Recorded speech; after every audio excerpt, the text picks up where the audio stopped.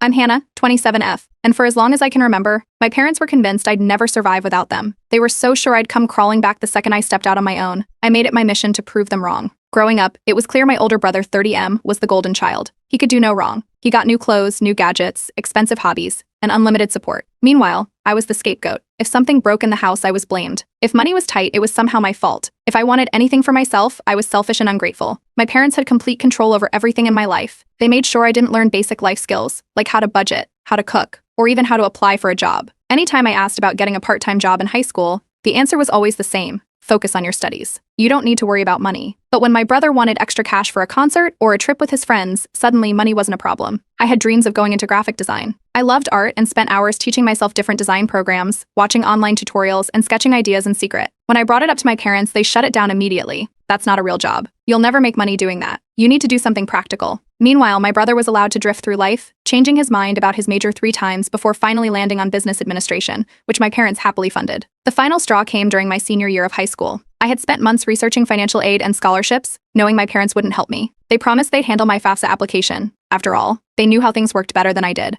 Except they forgot. By the time I realized, deadlines had passed and I was left scrambling. When I confronted them, they acted like it wasn't a big deal. You don't need to go to college right away. Just take a gap year and stay home. We'll figure something out. I knew then that if I didn't leave, I never would. What they didn't know was that I had been secretly working odd jobs, babysitting, tutoring, anything I could find, and stashing the money in a hidden account. The day I turned 18, I packed what I could carry, walked out, and never looked back. They didn't try to stop me. In fact, they laughed. You'll be back in a month. You have no idea how hard life is. They were right about one thing: life was hard. The first few years were brutal. I worked multiple jobs just to afford a tiny apartment with roommates. I took community college classes at night, using every free moment to build a design portfolio. There were nights I went to bed hungry, times when I barely scraped together rent, moments where I questioned if I could really do this. But I never called them. Not once. They, on the other hand, made it very clear they were keeping tabs on me. At family gatherings, which I wasn't invited to but heard about through mutual contacts, they'd mock me. She's probably working some dead-end job. She'll come running back any day now. What they didn't know was that I was clawing my way up.